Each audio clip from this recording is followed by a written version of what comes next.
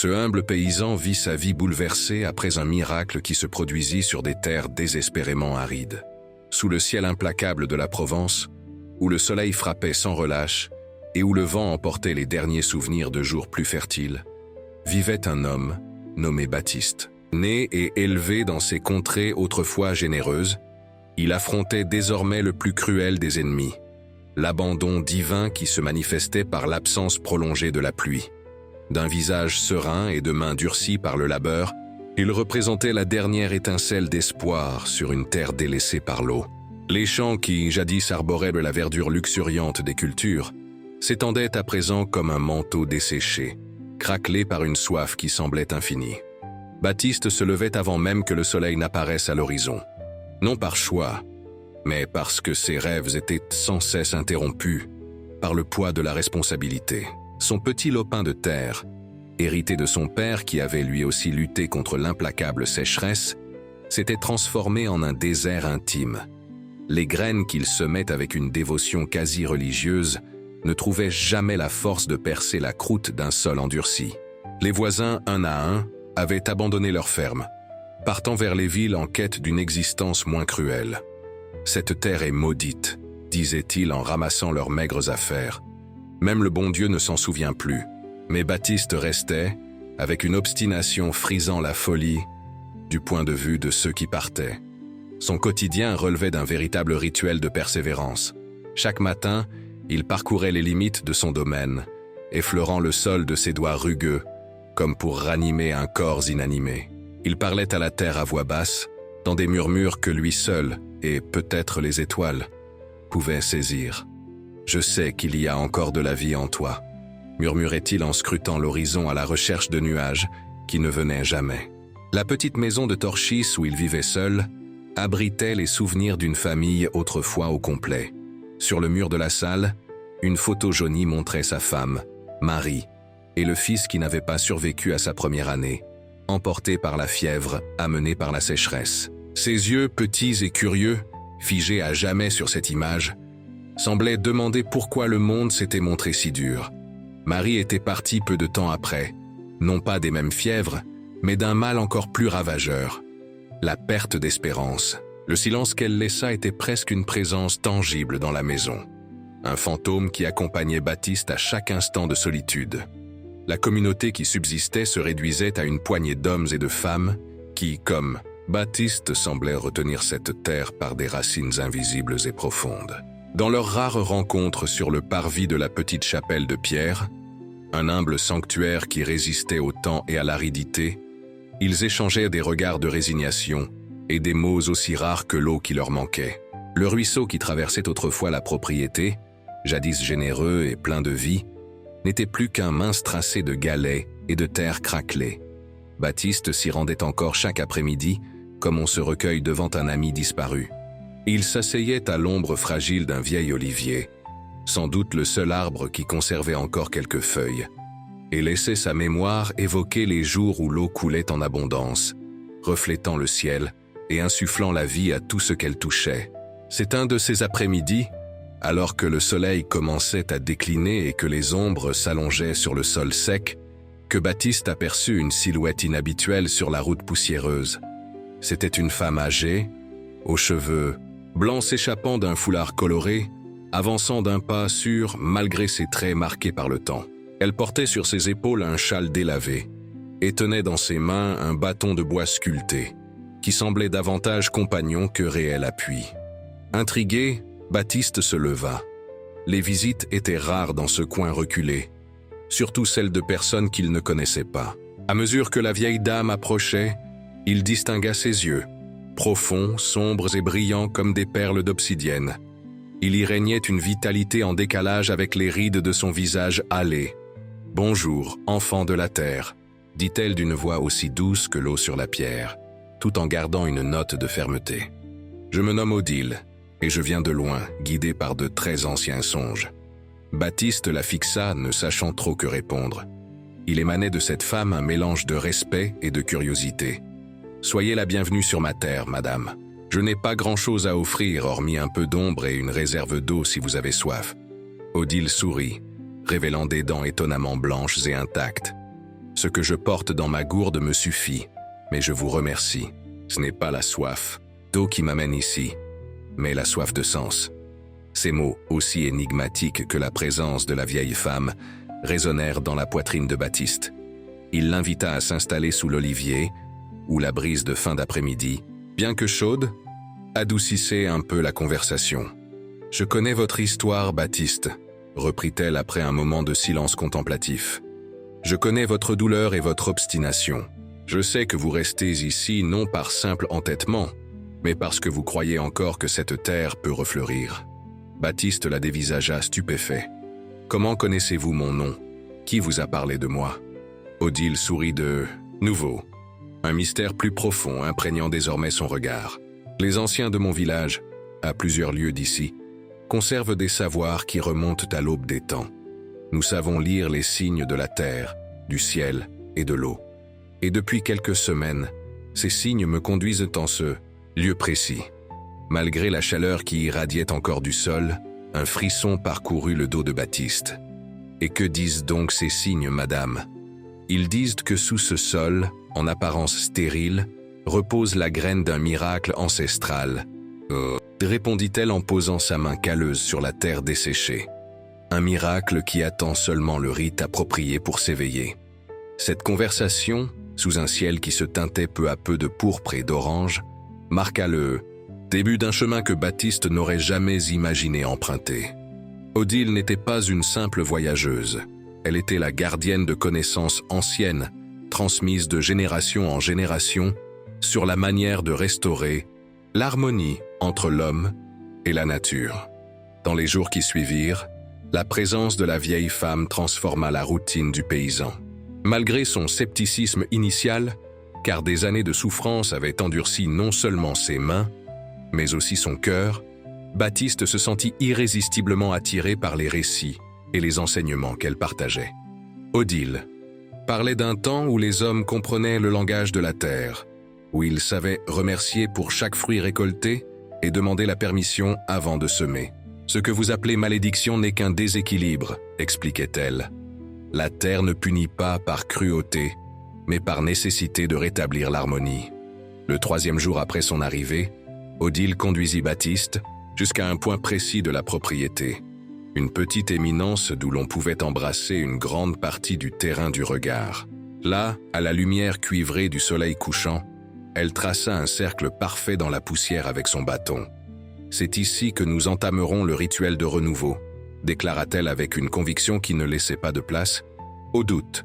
« Nous aurons besoin de 3 éléments essentiels, de la terre de votre enfance, de l'eau d'une source qui n'a jamais complètement tari et de graines préservées depuis 3 générations. » Baptiste fronça les sourcils, pensif.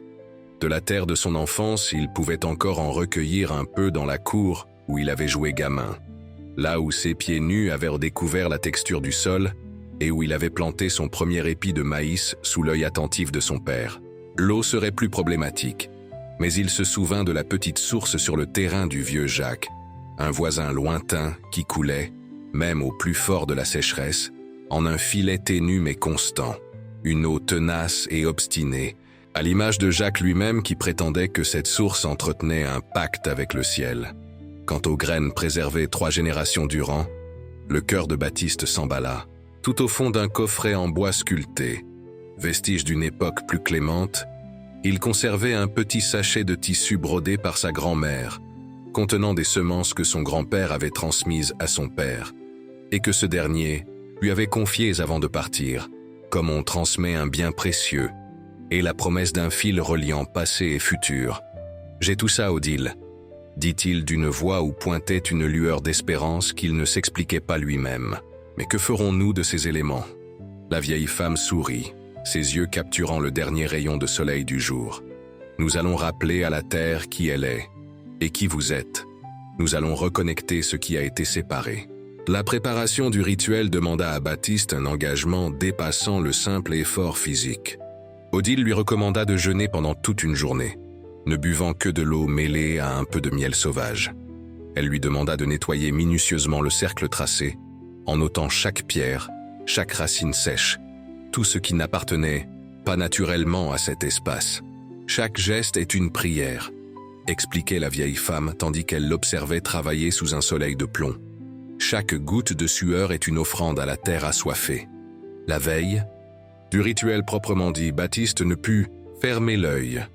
Il se tournait et se retournait sur sa paillasse, craignant de se laisser emporter par le désespoir, de n'être que la proie de superstitions rapportées par une inconnue. Pourtant, quelque chose dans la présence d'Odile, dans la sagesse qui émanait de ses yeux, faisait taire ses doutes avant même qu'ils n'éclosent pleinement. À l'aube, il la trouva déjà assise dans le cercle, en pleine contemplation. Elle leva les yeux lorsqu'il approcha, portant les 3 éléments demandés: un sac en toile rempli de la terre de son enfance, une gourde contenant l'eau de la source du vieux Jacques et le petit sachet de graines transmises depuis 3 générations. « Êtes-vous prêt à offrir à la terre ce dont elle a le plus besoin de votre part ?» demanda Odile, avec un sérieux qui rappela à Baptiste l'importance de ce moment. « Je le suis », répondit-il, avec une détermination qu'il n'avait pas ressentie depuis le départ de Marie. Le rituel débuta par de longs chants qu'Odile entonnait dans une langue inconnue de Baptiste. Ce n'étaient pas vraiment des mots, mais plutôt des sons qui semblaient remonter du plus profond de la terre, traversant le corps de la vieille femme comme si elle n'était qu'un canal pour une voix plus ancienne encore. Suivant les instructions données, Baptiste répandit la terre de son enfance au centre du cercle, formant un petit monticule. Sur celui-ci, il versa quelques gouttes de l'eau de la source persistante, créant une boue aussi précieuse que rare. Enfin, les mains tremblantes d'émotion, il déposa une à une les graines ancestrales au cœur de ce mélange.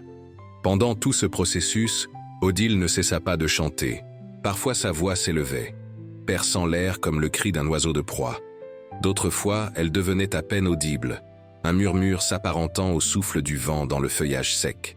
Ses bras suivaient des mouvements fluides, tantôt dirigés vers le ciel, tantôt vers la terre, comme si elle tissait un lien invisible entre les 2 univers. À mesure que le soleil montait à l'horizon, Baptiste perçut un subtil changement dans l'atmosphère. Rien de clairement descriptible. Peut-être une légèreté dans l'air, un parfum difficile à définir, ou une sensation d'attente provenant du sol lui-même. Odile, qui semblait capter la même vibration, intensifia son chant, introduisant, à présent des mots que Baptiste ne reconnaissait pas, mais qui résonnaient en lui comme une mémoire oubliée, inscrite dans son sang. « À présent, Baptiste, dit-elle en interrompant brièvement ses incantations, vous devez offrir à la terre ce qu'elle attend le plus de vous. » Le paysan hésita. « Et de quoi s'agit-il ?»« Votre vérité, » répondit simplement Odile. « Celle que vous conservez au plus profond de vous, celle que vous n'avouez même pas à vous-même. » Un nœud se forma dans la poitrine de Baptiste. Il savait exactement de quoi elle parlait. S'agenouillant près du petit monticule de terre humide où reposaient les graines, il laissa les mots jaillir, non comme un discours réfléchi, mais comme l'aveu longtemps refoulé d'une douleur trop lourde. « Pendant des années, j'ai accusé cette terre de tout ce que j'avais perdu. » s'y confessa-t-il, sentant des larmes brûlantes gagner ses yeux fatigués. « J'ai accusé sa dureté de la mort de mon fils, du départ de Marie, de la misère qui me rongeait. Mais la vérité, c'est que je l'avais moi-même abandonné. Au fond de mon cœur, j'avais cessé de l'aimer, d'y voir sa beauté cachée, de croire en sa capacité de renaissance. » Ses larmes coulèrent à présent librement, tombant sur le sol qui semblait accueillir chaque goutte comme un présent inestimable. « Pardonne-moi, » murmura-t-il d'une voix tremblante. « Comment puis-je te demander de refleurir alors ? Que je ne croyais plus à ton renouveau. » Odile, silencieuse, posa alors une main sur l'épaule du paysan. « C'est cela, enfant de la terre. L'honnêteté est la première graine de tout renouveau. » Le rituel se poursuivit jusqu'à midi, lorsque le soleil, à son zénith, semblait embrasser la terre et le ciel d'une même étreinte ardente. Épuisé, mais étrangement revigoré, Baptiste aida Odile à recouvrir les semences d'une couche de terre, élevant un petit monticule qui deviendrait désormais le centre de son attention et de ses soins. Pendant 7 jours et 7 nuits, lui indiqua la vieille femme, vous viendrez ici à l'aube et au crépuscule. Non pour surveiller si quelque chose a déjà germé, mais pour renouveler votre engagement, pour parler à la terre et lui rappeler votre ancienne alliance. Clamez, Jour suivant, Baptiste se conforma religieusement à ces consignes, même lorsque le doute revenait le hanter, notamment quand il levait les yeux vers un ciel toujours dépourvu de nuages et sentait la chaleur implacable peser sur sa peau. Il s'installait dans le cercle sacré et y demeurait en silence, parfois en chantonnant doucement les mêmes sons qu'il avait entendus chez Odile. De son côté, la vieille femme s'était installée provisoirement dans la modeste maison de Baptiste, occupant la pièce autrefois celle de Marie. Le soir, à la lueur d'une lampe à huile, elle racontait aux paysans d'autres temps et d'autres lieux où des rituels similaires avaient redonné vie à des terres pourtant vouées au néant.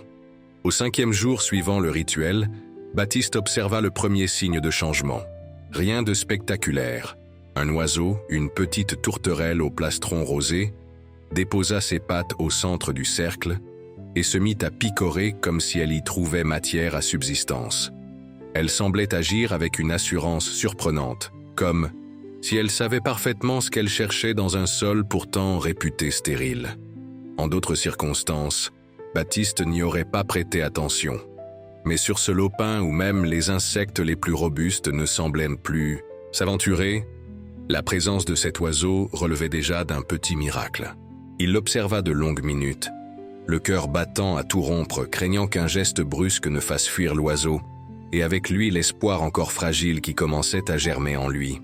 Le lendemain matin, à l'aube, Baptiste découvrit, autour du cercle des traces, de petites empreintes indiquant la visite nocturne d'un animal de taille moyenne, peut-être un renard ou un chat forestier. Là encore, un fait banal en d'autres lieux, mais qui, dans ce décor desséché, acquérait soudain une dimension quasi mystique. Lorsqu'il raconta ses observations à Odile, elle accueillit la nouvelle avec le sourire satisfait de qui voit une ancienne sagesse confirmée. « Les animaux savent toujours avant nous, » dit-elle. « Ils perçoivent les mutations avant que nos yeux ne puissent les voir. » À l'aube du 7e jour, s'approchant du cercle pour son rituel matinal, Baptiste s'arrêta net. Dessous, centre du petit tas de terre, un frêle point vert perçait. Un minuscule bourgeon, presque invisible mais pourtant bien vivant. Il tomba à genoux, submergé par l'émotion. Il ne s'agissait pas simplement d'une pousse nouvelle, c'était la concrétisation de l'espoir qu'il avait si longtemps cultivé sans jamais vraiment y croire. Odile, qui l'accompagnait ce matin-là, s'agenouilla à ses côtés sans toutefois manifester la moindre surprise. Ses yeux brillaient, comme s'ils confirmaient un savoir ancestral déjà maintes fois éprouvé. « Ce n'est qu'un début », murmura-t-elle, posant une main bienveillante sur la tête de Baptiste, telle une mère consolant son enfant. Le vrai miracle est encore à venir. Et ce même après-midi, quelque chose de plus extraordinaire se produisit.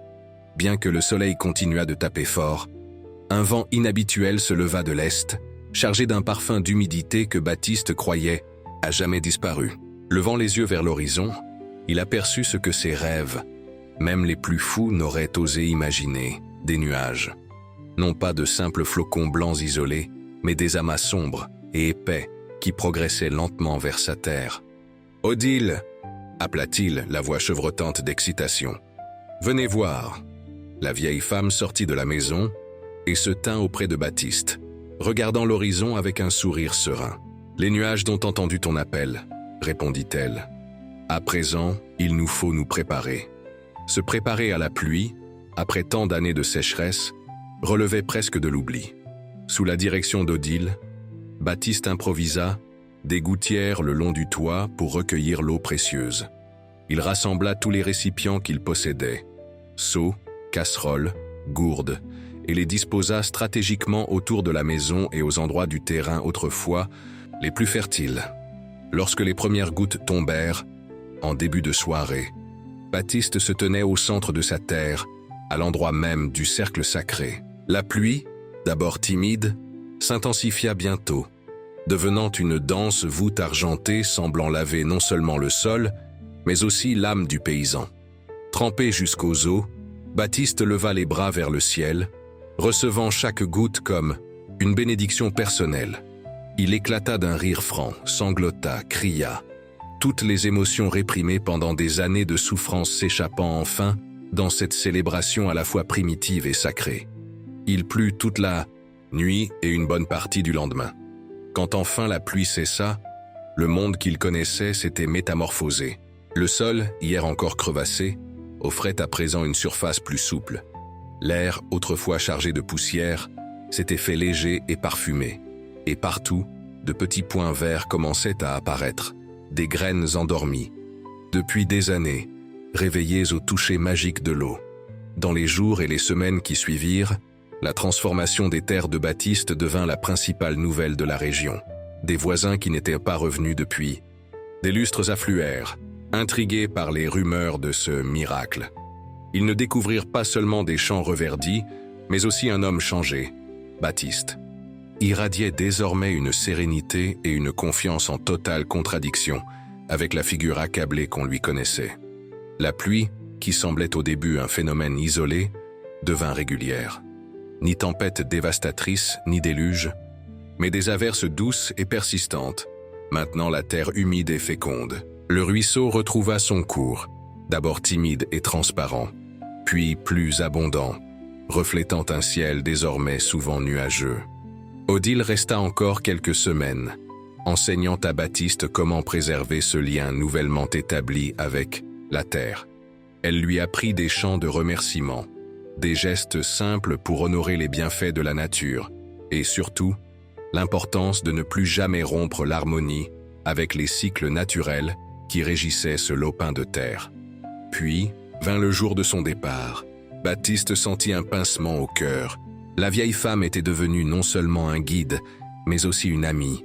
Un pont vers des savoirs qu'il commençait à peine à explorer. « Tu as encore tant à enseigner », dit-il en l'accompagnant jusqu'à l'entrée du sentier, qui l'amènerait au loin. « Ne pourrais-tu pas rester un peu plus longtemps ?» Odile sourit, ses yeux recélant la sagesse de plusieurs vies. « Mon rôle est accompli ici, enfant de la terre. Le savoir dont tu avais besoin t'a été confié. À toi de le cultiver et de le transmettre. Et si la sécheresse revient ?»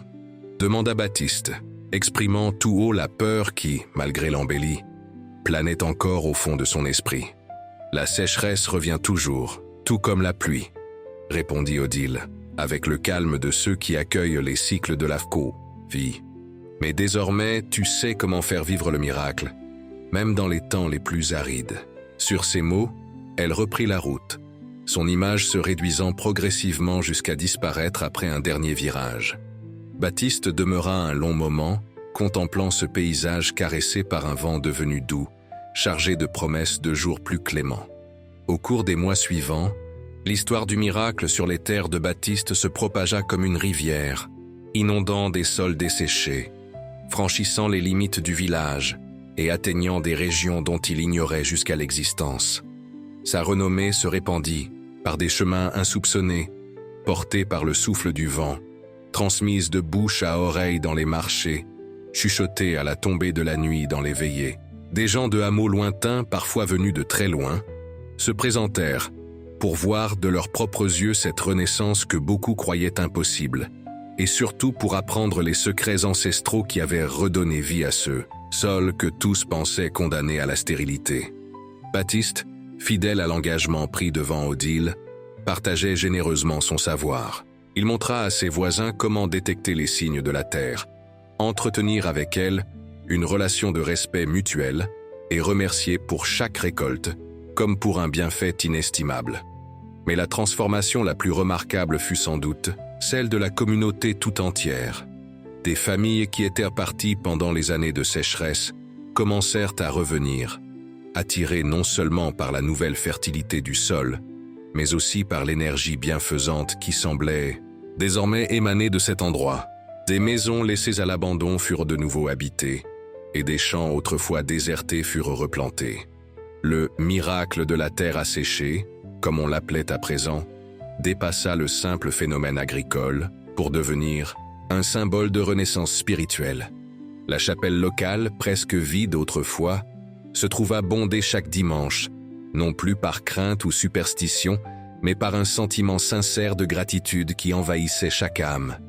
Baptiste, autrefois un homme solitaire et amer, se retrouva malgré lui érigé en guide spirituel. Non qu'il l'eût désiré, mais son parcours de foi et d'obstination inspirait profondément ceux qui l'entouraient.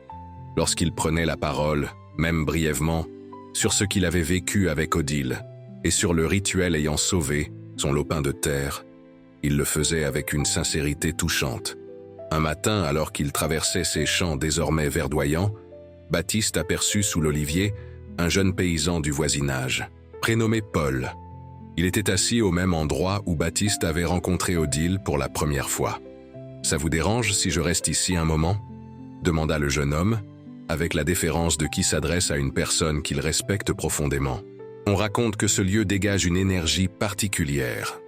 Baptiste sourit, se remémorant l'époque où lui-même doutait de toute possibilité de renouveau. « Reste autant que tu le souhaites.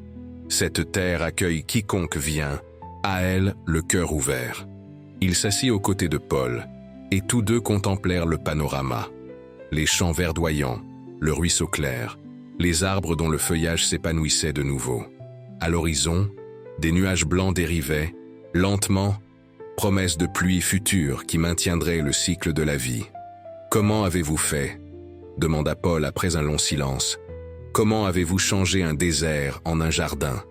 Baptiste réfléchit, cherchant la formule la plus juste. « Ce n'est pas moi qui ai transformé la terre, » répondit-il enfin. « C'est la terre qui m'a transformé, le jour où j'ai accepté de me mettre à l'écoute de sa sagesse ancestrale. » Tandis qu'il expliquait au jeune homme les principes de base qu'il avait appris d'Odile, Baptiste fut envahi d'une gratitude profonde. Le véritable miracle, comprit-il, ne résidait pas simplement dans la métamorphose de ces champs ou le retour de la pluie, mais dans la redécouverte d'un lien sacré, toujours présent, seulement enfoui sous des couches de peine, de crainte et d'oubli. La légende du miracle de la terre asséchée traversa ainsi les générations. Les parents la racontaient à leurs enfants, les maîtres à leurs élèves, gardant vivant le souvenir qu'il est toujours possible de se régénérer, même sur un sol réputé stérile, même dans une âme brûlée par la souffrance. Quand, à Baptiste, il vécut de longues années encore, travaillant non seulement la terre qu'il chérissait, mais aussi la connaissance sacrée qu'Odile lui avait confiée. Et lorsque son heure fut venue, il quitta ce monde avec la sérénité de celui qui a accompli sa mission, laissant derrière lui un héritage dépassant largement sa propre existence. On raconte que, le jour de la mort de Baptiste, une pluie, douce et continue tomba sur toute la région. Non pas une pluie de tristesse, mais de célébration, pour une vie menée en accord avec les mystères profonds de l'existence. Et là où il fut enterré, au pied du vieil olivier qui avait abrité tant d'épisodes clés de son histoire, une fleur inconnue éclot. Une fleur aux pétales d'un bleu ciel, résistante comme Baptiste l'avait été de son vivant. Ainsi, le miracle de la terre asséchée demeura-t-il, non seulement comme l'histoire d'une métamorphose agricole, mais comme le témoignage éternel de la puissance de la foi, de la persévérance et de l'amour pour la vie sous toutes ses formes. Un rappel que, même dans les heures les plus sèches de l'existence, il suffit d'un cœur ouvert et d'une âme persévérante pour faire éclore le prodige qui sommeillait, en attendant simplement l'instant propice pour se révéler.